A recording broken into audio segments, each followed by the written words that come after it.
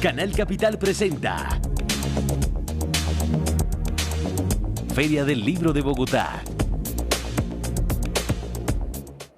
Canal Capital, el canal de Bogotá y su gente continúa en la Feria del Libro de Bogotá, acercando a ustedes a los grandes escritores y pensadores que nos visitan en esta versión número 31. A continuación, el neurocientífico Rodolfo Ginás tendrá una conversación con Pablo Correa. Él es el autor de su única biografía que ha sido denominada La Pregunta Difícil.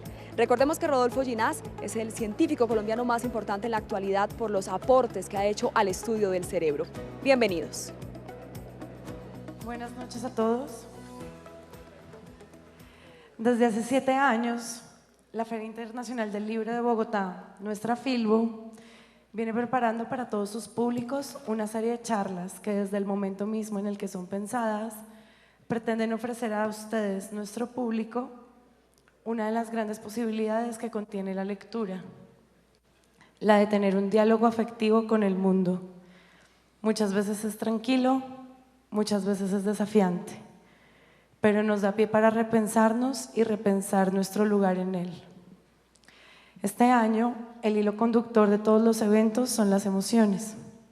Desde la feria queremos esquivar la idea persistente de que la emoción va por un lado y el pensamiento por el otro. Elaborar con ustedes esta idea, que sentir y pensar no pueden separarse. Por eso el lema de esta edición de la feria es «Siente las ideas». Que la Filbo quiera hablar de emociones significa que quiere hablar de conmoción, de eso que el mundo nos provoca y de eso que podemos provocar en el mundo. De todo lo que nace y ocurre en nuestro cuerpo por causa del mundo. Alegría, tristeza, rabia, miedo y de todo lo que puede nacer en el mundo a partir de nuestra soledad e interacción con él. Bienvenidos. Están en su casa, bienvenidos a la Feria Internacional del Libro de Bogotá. Recibamos a nuestros invitados con un fuerte aplauso. El doctor Rodolfo Ginás con nosotros, por favor.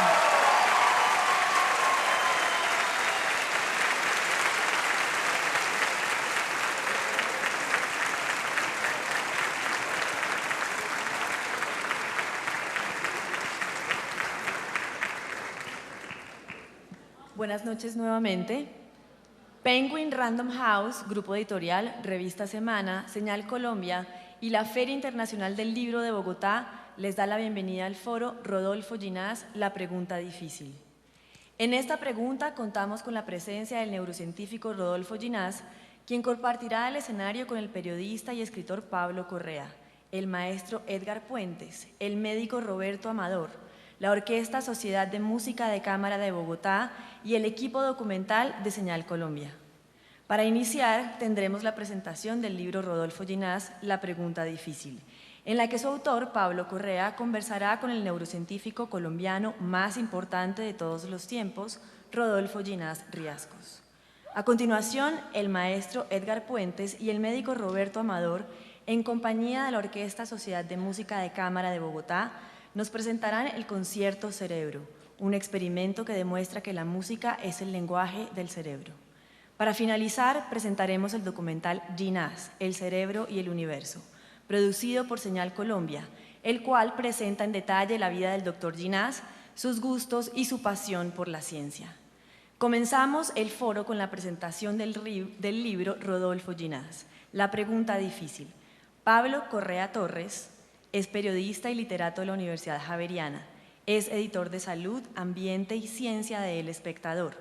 Ha sido colaborador de la revista Cuo en México, Infoamazonía en Brasil y el portal de noticias de ciencia scidev.net. Ganó el premio Andrés Bello Nacional en 1995, el premio Álvaro Gómez Hurtado de Periodismo en 2006, el premio Amway de Periodismo Ambiental en 2014 y el Premio Nacional de Periodismo Simón Bolívar en 2016. En 2012 fue elegido como becario del Knight Science Journalism Center del Instituto Tecnológico de Massachusetts. Rodolfo Ginás es el médico neurofisiólogo de reconocida trayectoria a nivel mundial por sus aportes al campo de la neurociencia. Actualmente es profesor de neurociencia en la Escuela de Medicina de la Universidad de Nueva York, en la que además fue director del Departamento de Physiology y Neuroscience y desempeña la cátedra Thomas y Suzanne Murphy en el Centro Médico de la Universidad de Nueva York. Es el primer y único University Professor que ha tenido la Escuela de Medicina de la Universidad de Nueva York en sus 180 años de existencia.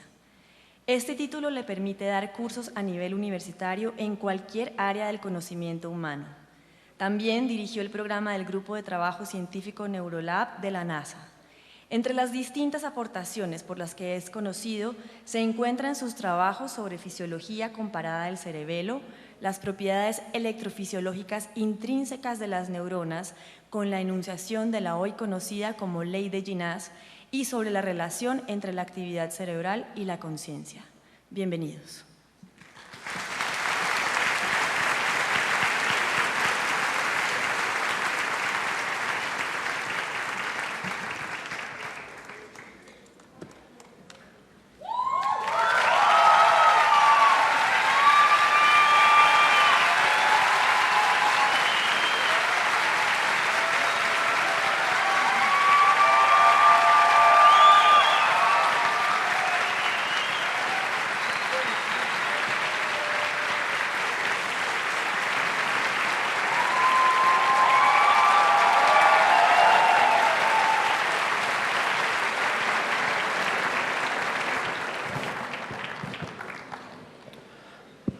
Bueno, muy buenas tardes para todos. Va a ser, espero que sea una velada muy especial. La persona que tengo a mi lado pues no necesita presentación. Ustedes ya lo conocen con su pelito blanco, pero por si acaso hay algún despistado por ahí, se llama Rodolfo Ginás y es el científico más importante que ha tenido Colombia en el último siglo. Hoy vamos a tener una charla pues espontánea, vamos a conversar sobre su vida. Y luego pues vendrá el concierto Cerebro en el que seguramente se aclararán algunas de las ideas. Muchas gracias a todos ustedes por hacer el esfuerzo de estar aquí. Sé que estaba muy difícil conseguir boletas. Lamentamos los que no pudieron entrar. Seguramente nos estarán siguiendo a través de alguna transmisión. Y bueno, pues es increíble que exista un rockstar científico en Colombia. Eso es como un buen síntoma del país.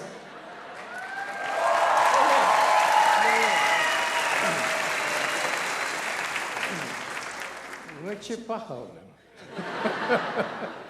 No, pero realmente es conmovedor ver la cantidad de interés que hay en ciencia.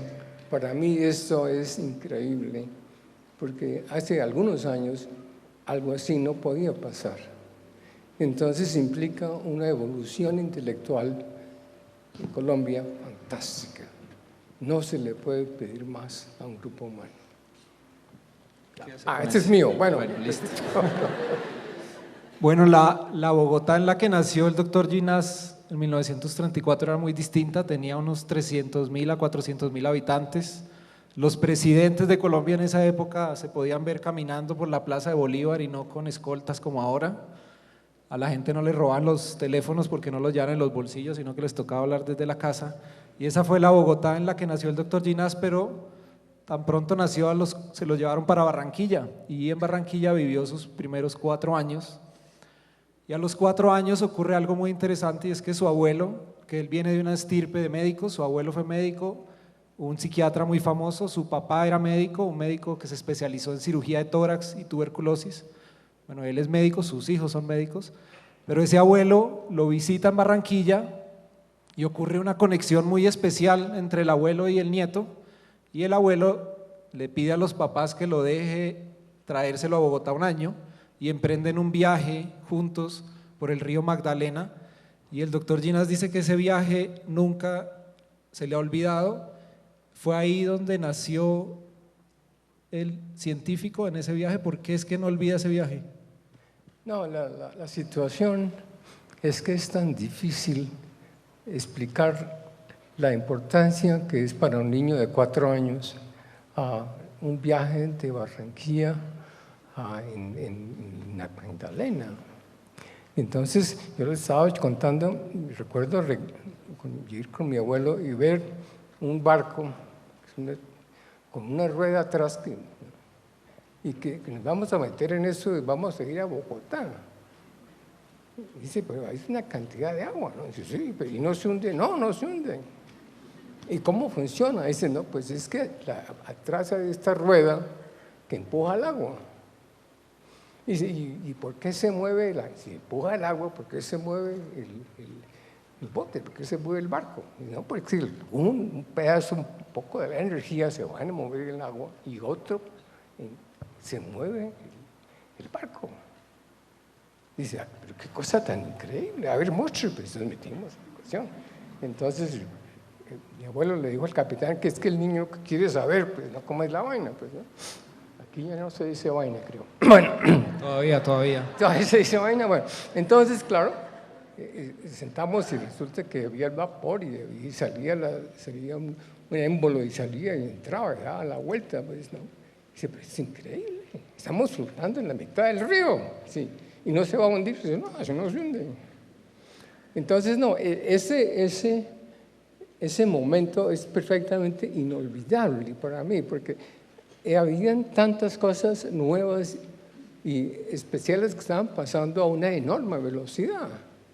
Y que llegamos y se acabó el río, no dice, no, es que va a dar la vuelta. Ahí esto puede dar la vuelta. Sí, pero ¿cómo hace? No, pues que eso es explicación. Y claro, mi abuelo, que era psiquiatra, era una persona inteligente, sí me quiso tanto como para explicarme cómo eran todas las cosas. Y entonces le pidió al capitán que me dejara tocar el pito cuando llegábamos a una esquina. Entonces, pues, toca el pito porque de pronto alguien está subiendo y no se ve.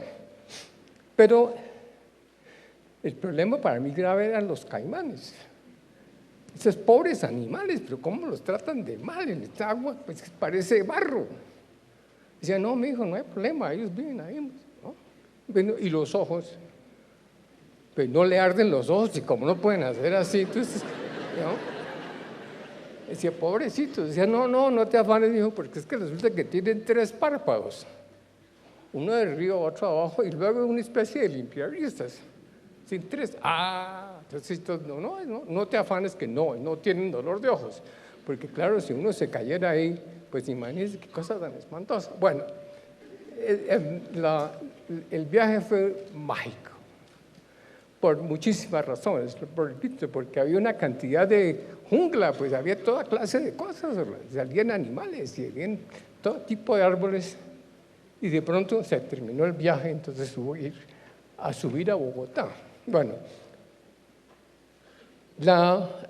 el mensaje interesante es que yo tenía 4 años y las emociones, lo que se me explicó, quedó totalmente grabado. Es decir, entonces a uno cuenta de la importancia tan enorme que tiene hacerle caso a los niños y explicarles. Porque eso ustedes todos lo han sentido en su vida. Y es el hecho que hay alguien que lo quiere a uno, que le explica la realidad. Total, por eso para mí siempre será. Bueno, eso yo creo que es la primera enseñanza de esta conversación, que el próximo niño que se les atraviese y le pregunten algo, traten de responderle, porque o están construyendo un Rodolfo Ginás o quizás lo están arruinando. Entonces, doctor Ginás, esa casa del abuelo fue muy importante porque pues fue ese escenario donde, como usted lo cuenta, su abuelo le respondía muchas preguntas.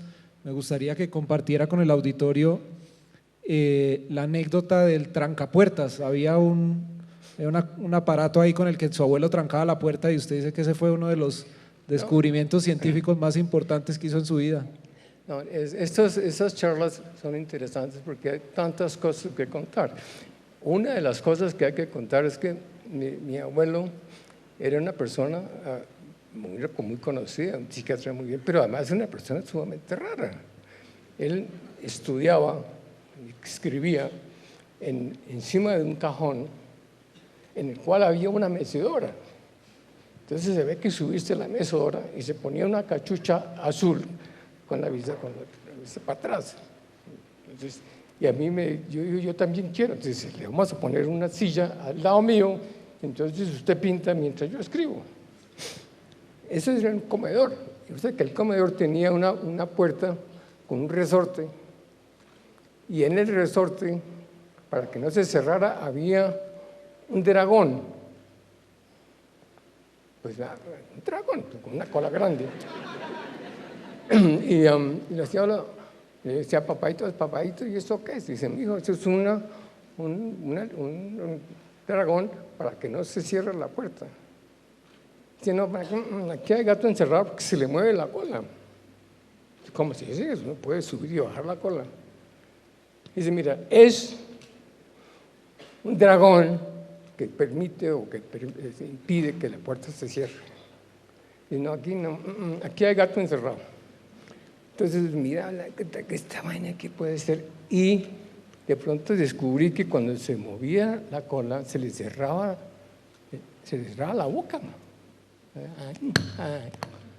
Esta vaina, ¿qué podrá hacer, no? Entonces se me ocurrió meter un papel y salió un sello. Bueno, la felicidad. Pero ¿cómo son de desgraciados? ¿Cómo es que no me dijeron esto que era? Entonces me dice mi abuelo, no, me dijo, es que usted tenía que descubrirlo. Si yo le digo que es un sello, entonces no te vas a recordar. Pero lo que pasó, el descubrimiento, la cantidad de adrenalina, qué horror, descubrí una cosa enorme, ¿no? Esta vaina es un sello. Bueno, había es culpa suya, pero ya, yo tuve con mi abuelo unas relaciones sumamente increíbles. Y les voy a contar dos porque realmente lo que quiero es tratar de subrayar la importancia que hay de que uno le hable a los niños y les explique y que los niños se entiendan y que pregunten. A veces los padres y los tíos y los demás como que no se dan cuenta que son niños pero no son brutos, ¿no? Entonces, mi abuelo tenía en la parte de abajo consultorio y hacía neuropsiquiatría. Y en algún día se podía ver el consultorio desde arriba. Algún día mirando el consultorio estaba un señor sentado y de pronto empezó a hacer unas cosas rarísimas y se botó al suelo. Y empezó a patear y qué cosa tan rara, ¿no? Y entonces, bueno, se entró al consultorio y salió y subió mi abuelo, papadito, Dios papadito, le digo, bueno, papadito, ¿y ese señor por qué hizo eso? Dice, es que él no quería hacer eso. Dice, pero si no quería hacerlo, ¿por qué lo hizo? Dice, pues es que tiene un problema que se llama epilepsia, una situación parkinsoniana, entonces hace cosas que no quieren hacer. Dice, pero ¿cómo va a hacer una cosa sin querer hacerla? Dice, digo, si tiene un problema de cerebro. Y esa vaina, ¿qué es? ¿No? ¿Cómo es la situación? Dice, pues el cerebro que somos. Y entonces se tiene un problema y entonces yo tengo que ayudarle, le doy drogas, en fin. Y bueno, ¿y esto del cerebro qué es? Entonces ahí nació lo que he tratado de hacer toda mi vida, y es de entender cómo funciona el cerebro. Pero aquello era precioso. Bueno, tiene que decirme que ya está hablando suficiente, ¿no? No, pero está larga la lista de preguntas. Pero realmente fue una situación perfectamente increíble. Y les cuento otro cuento muy rápidamente, porque también son cosas que son de una belleza, de una profundidad increíble. A mí me mandaron a los 4 años al colegio de las migajitas, se llamaban migajitas porque todas eran muy chiquitas. Entonces estaba a dos puertas de la casa de mi abuelo, uno salía y iba a las migajitas. Entonces yo fui a las migajitas y me decía, usted es el nieto del doctor Ginás y usted sabe leer. Y dice, no, pues yo no sé si sé leerlo o no.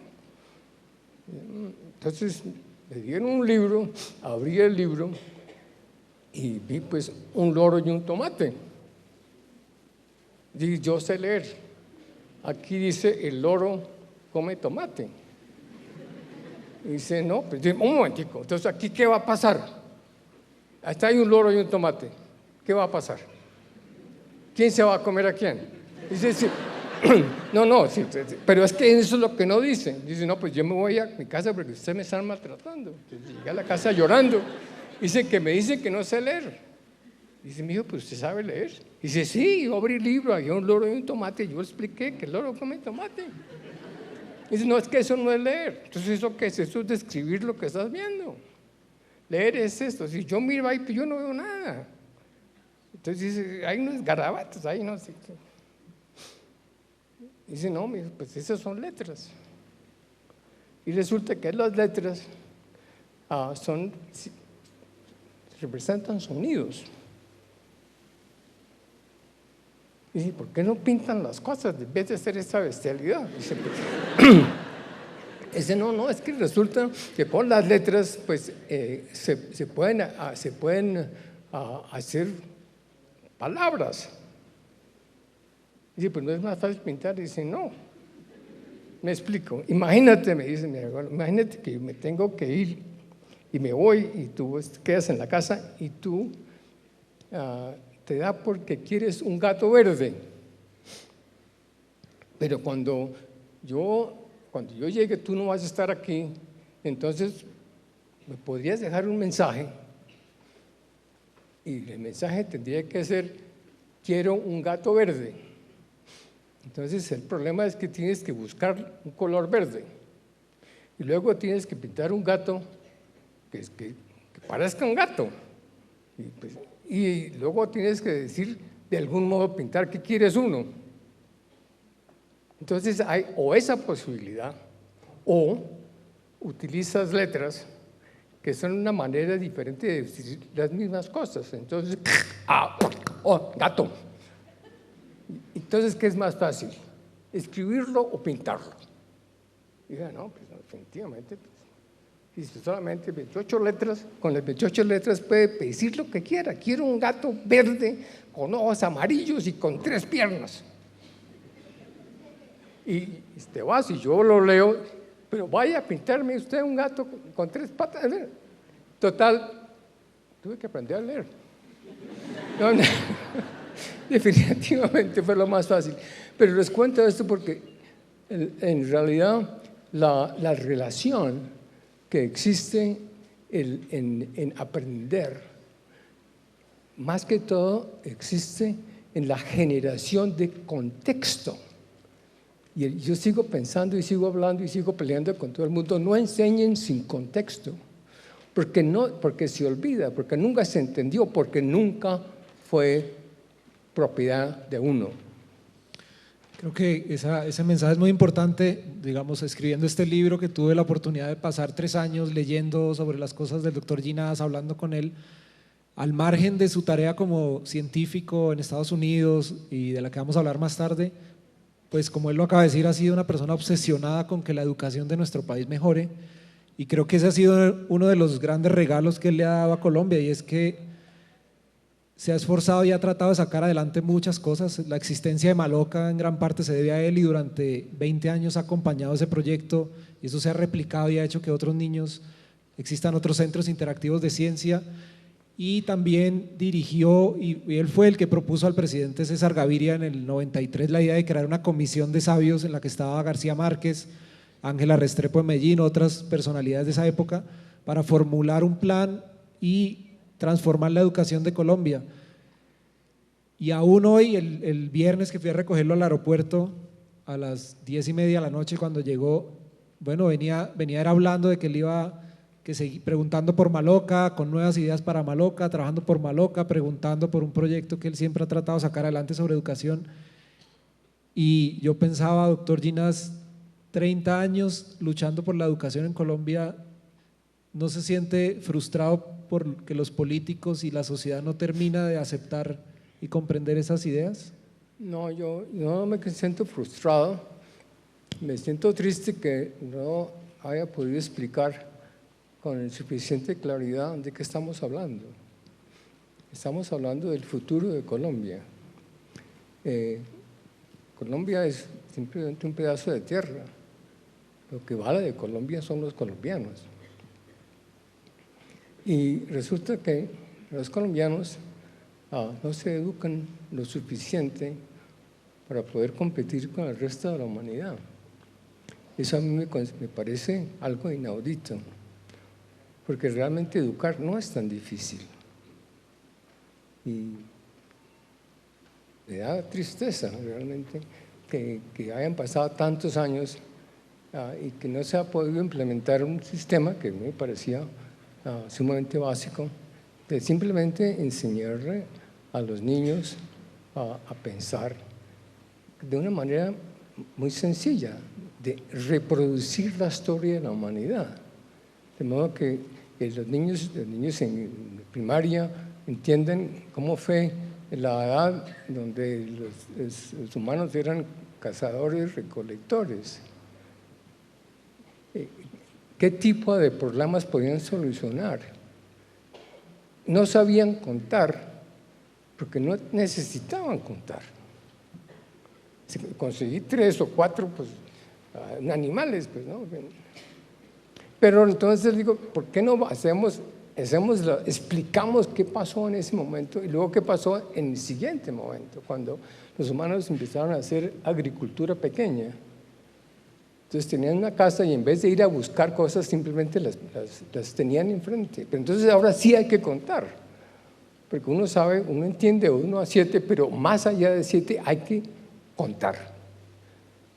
Entonces se desarrolla la aritmética sencilla, se desarrollan las palabras, y entonces lo que yo quería hacer era reconstruir la historia de la humanidad, de modo que los niños reconstruyeran lo que pasó en la generación de la humanidad que tenemos hoy. Y la ventaja no es que no se le fuerza a la memoria, porque se entiende. Es decir, para mí el problema básico de entender es que tenga contexto. ¿Para qué necesito saber siempre digo, los tributarios del Caquetá? Pues no necesito saber. Y además si me los enseña, los aprendo, contesto las preguntas y se me olvida. Entonces, pero no se podía utilizar ese tiempo precioso de modo mejor. ¿Qué tal si a uno, en vez de enseñarle cosas, le enseñaran contexto? Y entonces el esfuerzo que he tratado de hacer durante años es cambiar la educación en Colombia y en todo el mundo, pero en Colombia porque es mi país. ¿Por qué no cambiamos la educación? ¿Por qué no generamos una educación interesante, entendible, recordable? Y no harta y totalmente olvidable, que es lo que pasa a todo el mundo. La gente se recuerda del 15, estábamos diciendo, 15 al 20%. El 80% se pierde. ¿Por qué se pierde? Porque se basa en memoria. Entonces, tengo ocasión de contarles que hay que cambiar la educación en Colombia, que esto es de una importancia básica. ¿Por qué? Porque los colombianos son tan inteligentes o más, si quieren, que el resto del mundo, pero ¿cómo los educan de mal? Pero lo peor es no solamente en Colombia, sino en Estados Unidos también, la educación es pésima. La gente no, es decir, es casi como un derecho de vida, que hay que pasar un colegio y la gente pues ahora aprende geometría y aprende todas maneras, y luego mi hijo me decía, no, pues yo terminé estas cosas, me voy a duchar y toda esa vaina se va a ir, ¿no? Ya pasé pues álgebra, yo no quería saber álgebra, ¿no? Entonces hacen el entender y el aprender sumamente aburrido y casi imposible, es un esfuerzo.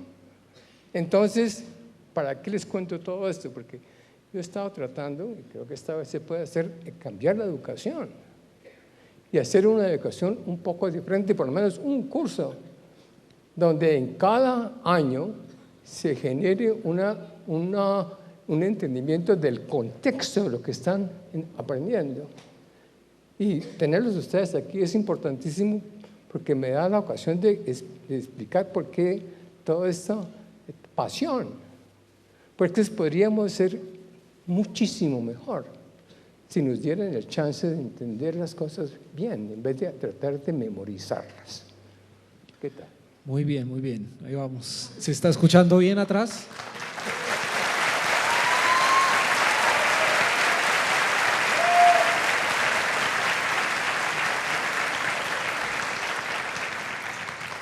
Bueno, cuando publicamos el libro le pedí al Alejandro Gaviria, al ministro de Salud, lo presentó y durante la presentación de ese libro, luego de leerlo, él hizo una observación que me pareció muy interesante, se las voy a leer.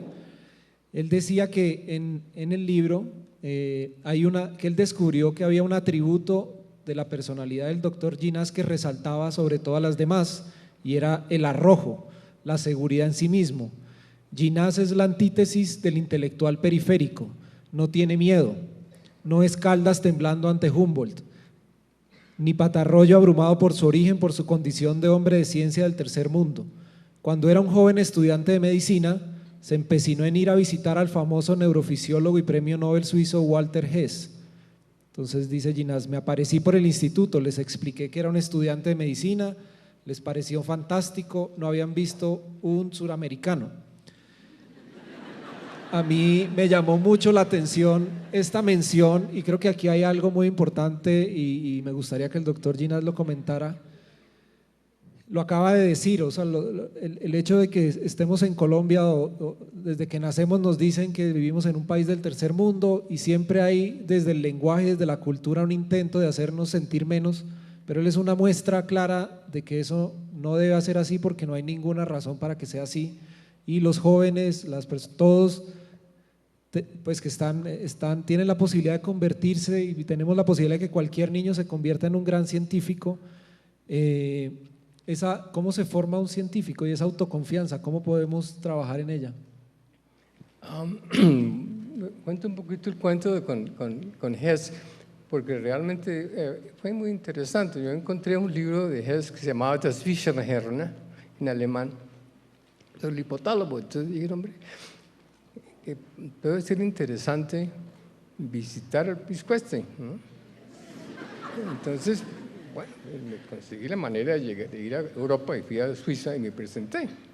Entré al laboratorio y dije, ¿quién es? Y yo me llamo Rodolfo Ginás y yo vengo de Colombia. Y dice, British Columbia. Dice, no, hay una nación que se llama Colombia. Y te queda ahí, pues, cerca de Panamá, el istmo de Panamá, eso es Colombia. Y usted, digo, no, yo quiero venir a ver cómo son los experimentos, porque me pareció el libro muy interesante, pero jálele a ver cómo es la vaina. Dice, usted viene de Sudamérica a ver los experimentos. Y dice, no, pues venga, nos sentamos y hacemos el experimento. Ese es un premio Nobel, ¿no? Yo digo, ¿qué carajo premio Nobel? ¿Quién sabe qué viejo pues, no? Y entonces hubo casi de inmediato una relación increíble, y pusimos los gatos y los electrodos y la corriente. Entonces claro, es decir, era descubrimiento tras descubrimiento todos los días. Sí, pero ¿cómo es posible que esta gente sepa tanto y en Colombia no se sabe nada de esta vaina? ¿Será posible? Entonces podrían vender los electrodos y las situaciones, claro. Sí, les regalamos, porque se vino desde Colombia y les regalamos los instrumentos necesarios. Claro, naturalmente las expliqué, pues Colombia estaba en la escuela de medicina, entonces hay que hacer estos experimentos en gatos. Ajá. ¿Y dónde están los gatos? Y no, venga, mi chico, venga, les vamos a poner un electrodo en la cabeza, pues no, qué horror. Bueno, pues la nacional, la javeriana, que este Rodolfo le va a poner unos cables en el cerebro. Bueno, pues, hicimos los experimentos, pusimos los cables, las cosas y tal cual, como debía de ser, pasó. El problema es que el número de gatos era muy limitado, primero. Segundo, los gatos de Suiza son muy buenas personas y se dejan hacer toda clase de vainas, pero los gatos colombianos, esa vaina era una pelea del diablo, pues, ¿no? Que no se me acerque un caloaruño, pues, ¿no? Y entonces, bueno, el traer los gatos y sacar el gato, y esos gatos eran unos tigres, entonces, porque yo creo que ya sabían, quién sabe qué le iban a hacer, ¿no? Y entonces, no, pero realmente yo decía, pero fíjese cómo es la situación, hasta los gatos en Suiza son civilizados, ¿no? Y estos gatos de aquí, pues, ¿no?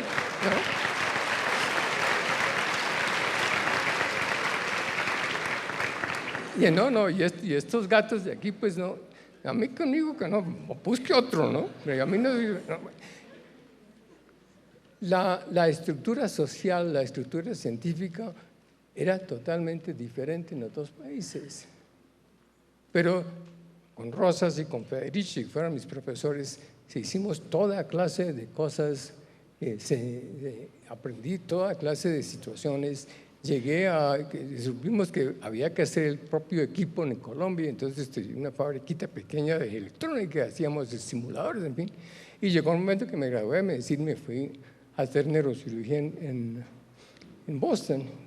Me gustó la neurocirugía, esta vaina me parecía medio rara, entonces resolví hacer fisiología. Entonces yo sabía un poco de fisiología que los gringos no sabían, porque ya estaban en Suiza. Y, bueno. Entonces, ¿qué pasó? Que definitivamente resolví, se fue al diablo la medicina, yo quiero saber cómo funciona el cerebro. Y hoy no estoy en esa misma vaina.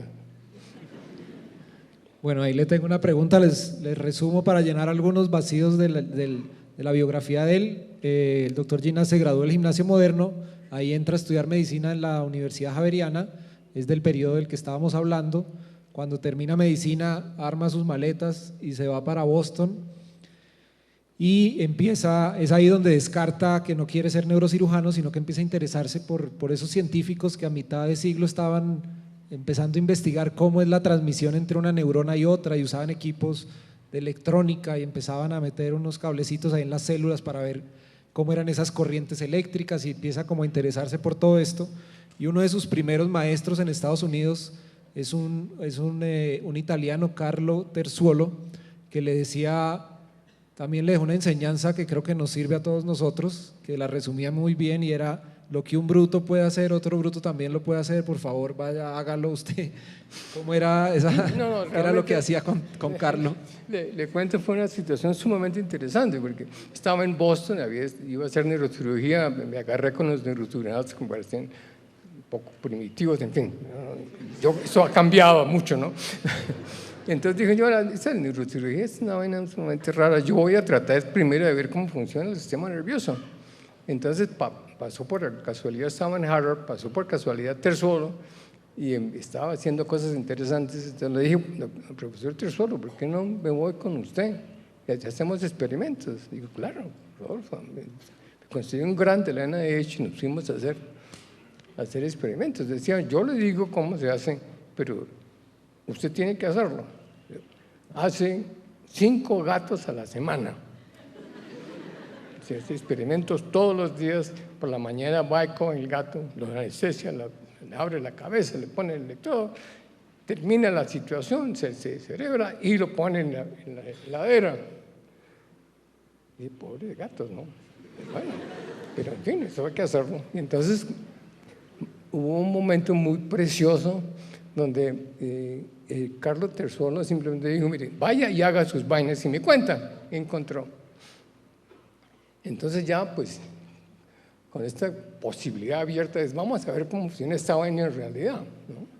Y de algún modo, musas colombianas o alguna cosa así, empezó a hacer cosas sumamente originales y sumamente interesantes. Pongamos las neuronas, que son las células nerviosas, tienen dendritas y un axón, y en ese momento se creía que el axón era la única parte real capaz de activación, y las dendritas eran pasivas, pero encontré que las dendritas eran activas, que tenían potenciales de acción. Eso no se conocía.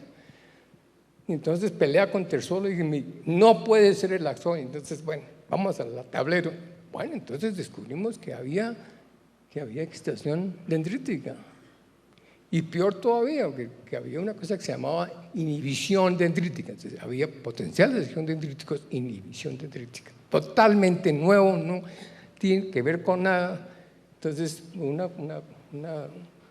hubo que ir a un congreso internacional en Ámsterdam. Y pues yo tenía que explicar los experimentos, y ahí sentado estaba un chico que se llamaba John Eccles, que era pues el padre de la neurociencia, y dice, usted está mal, Las dendritas no son capaces de potenciales de acción y esto, y peor todavía,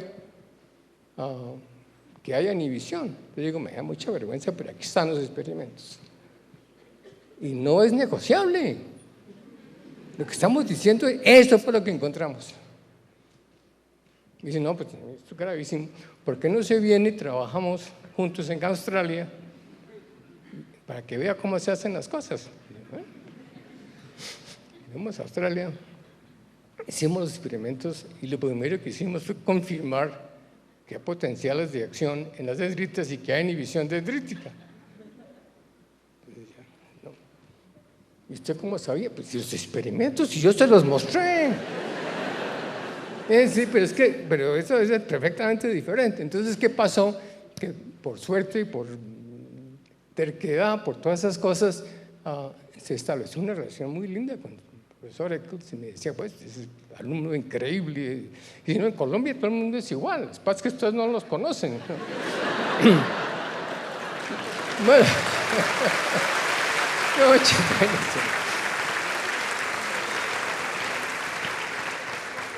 entonces saqué mi PhD, cuento un poquito personal, encontré, siempre me gustó pensar en respecto a la mente, en fin, y filosofía, entonces encontré una filósofa fantástica, australiana, y ese fue mi amor a primera vista. Yo de aquí no salgo sin esta vieja, entonces, ¿no? Bueno, entonces pues a conversar. Entonces iba a ver a los papás, y ¿usted de dónde es? De British Columbia. No, es que hay un país que se llama Colombia. Bueno, ¿y usted se quiere llevar nuestra hija a Colombia? Y dice, no, vamos a ir a Colombia porque mi familia vive allá, pues vamos a Estados Unidos. ¿Y usted sí quiere este pisco? Sí, lo quiero. Pero no es como medio raro. Y dice, sí, pues es posible que es raro, pues es buena persona. Bueno, en fin, la verdad que fue que al final fue un acto de amor increíble entre las familias y resulta que resolvimos casarnos y todavía estamos casados y nos queremos tanto como en ese entonces. Entonces, aquí viene la situación.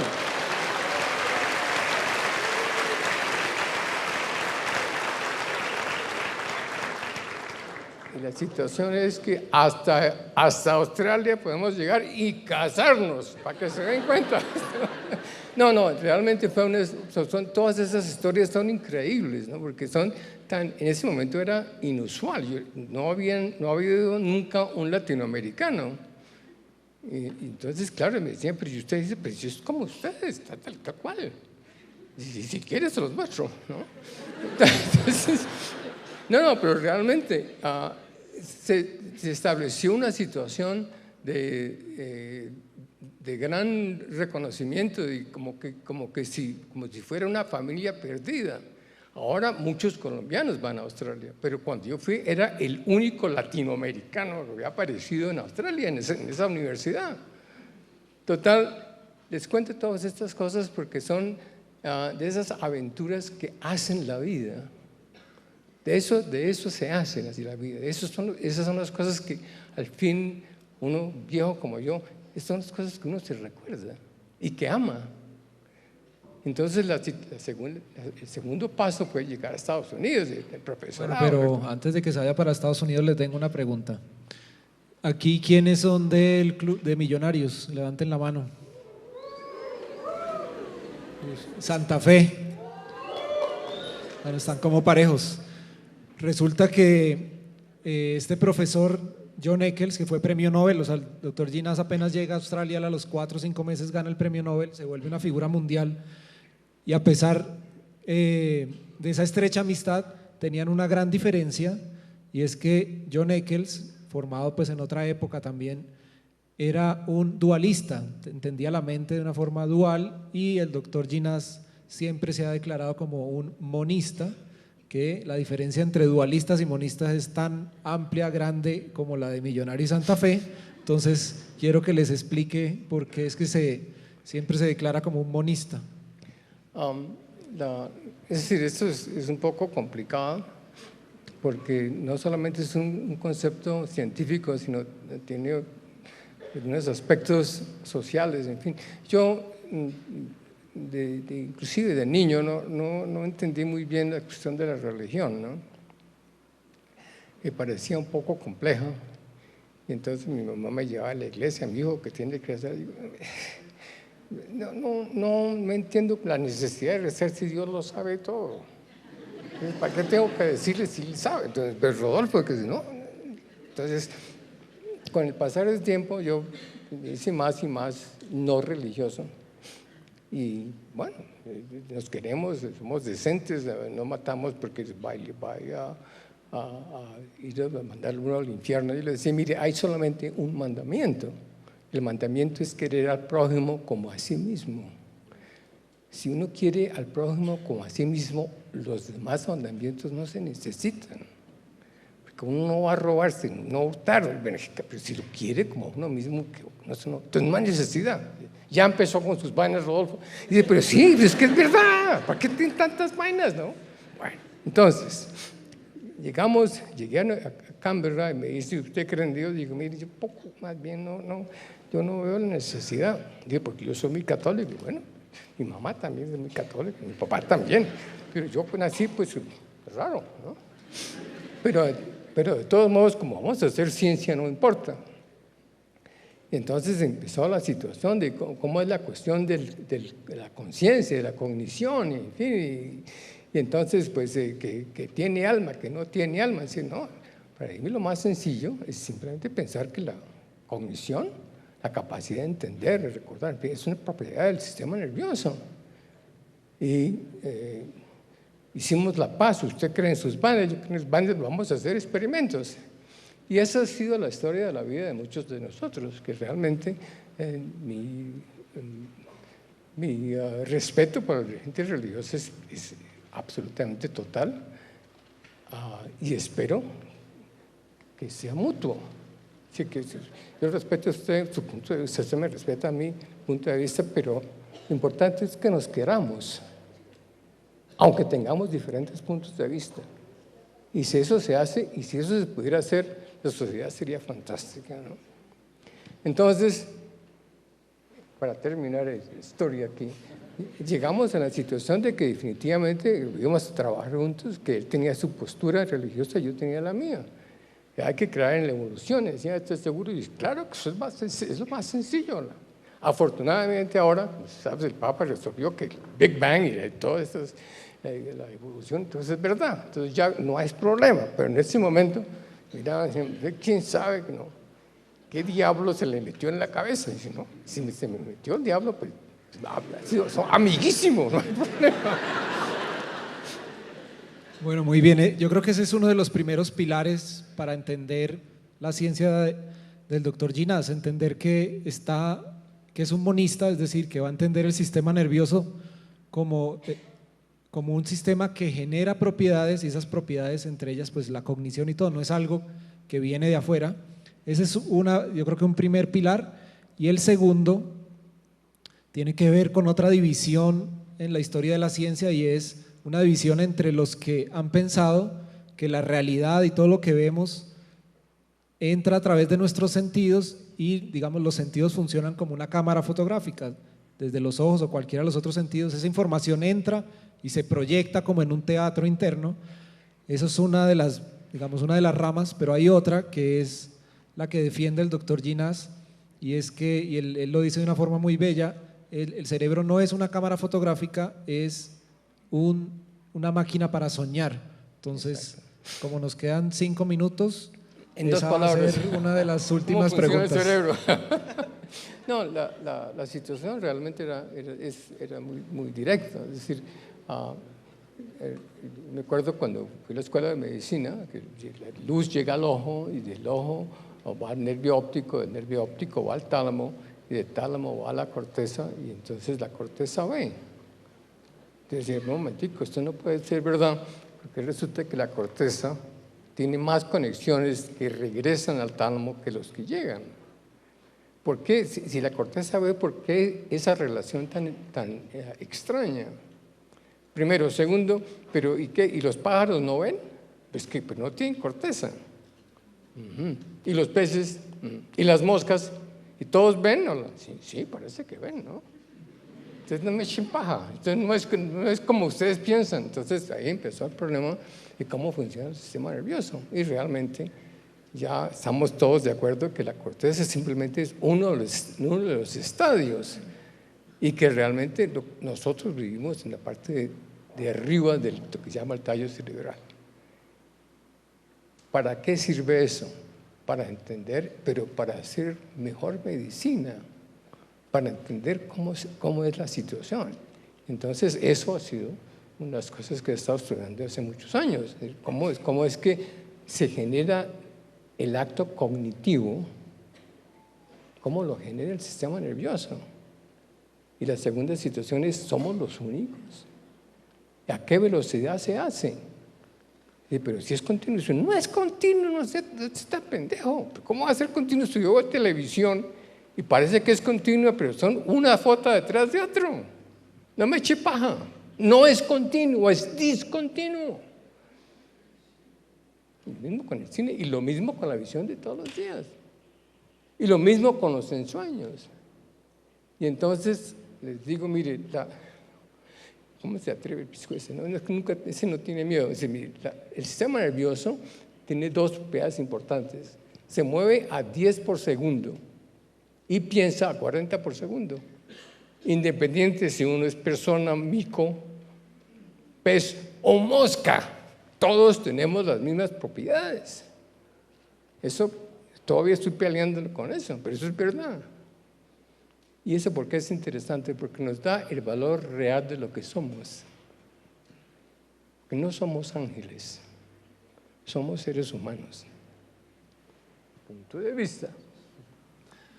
Muy bien, bueno, para terminar, doctor Ginás, un neurofilósofo australiano hace un tiempo, estaban los neurocientíficos como el doctor Ginás se habían alejado de las grandes preguntas de la filosofía y se habían durante el siglo XX refugiado en sus laboratorios como a tratar de entender cosas muy particulares, cómo funciona la neurona, cómo funcionan esos circuitos, y hacia los años 90 vuelven como a retomar, a plantearse, bueno, nosotros por qué no enfrentamos preguntas que también enfrentan los filósofos, y este neurofilósofo australiano decide dividir los problemas en dos categorías. Dice, vamos a hacer una cosa, hay unos problemas blandos y la pregunta difícil. Los problemas blandos son, bueno, cómo el ojo procesa información, cómo el cerebro interpreta los olores, cuáles son los circuitos que hay aquí y allá. Y la pregunta difícil, ¿cuál es, doctor Ginás, y por qué es tan difícil la pregunta difícil? La pregunta difícil tiene que ver con la capacidad de sentir, con la capacidad de entender, con el sentimiento que tenemos de la realidad, es decir, la conciencia. Y la respuesta es, hay dos posibilidades, o es una cosa excepcional, especial, en fin, o es un estado fisiológico. Entonces, postura es un estado fisiológico. Se quiere, se respeta, pero se tiene puntos de vista. ¿Y cuál es la ventaja del punto de vista de que la conciencia es una propiedad cerebral? El punto es importante porque implica que podemos mejorar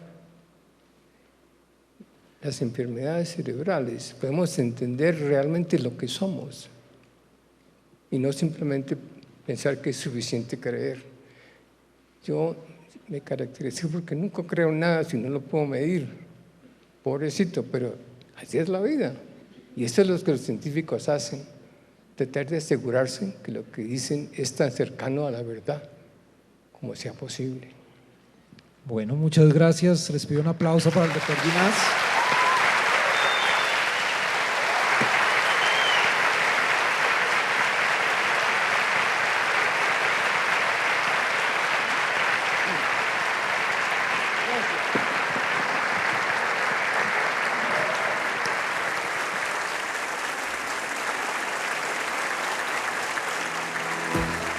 En medio de aplausos y de una gran admiración es despedido el doctor Rodolfo Ginás, quien hoy ha estado conversando con el autor, con el escritor de su biografía, Pablo Correa. Así nos despedimos de esta transmisión especial, pero ustedes continúen con toda la programación de Canal Capital. Seguimos con más de la Feria del Libro de Bogotá 2018 en Canal Capital, el canal de Bogotá y su gente. Canal Capital presentó Feria del Libro de Bogotá.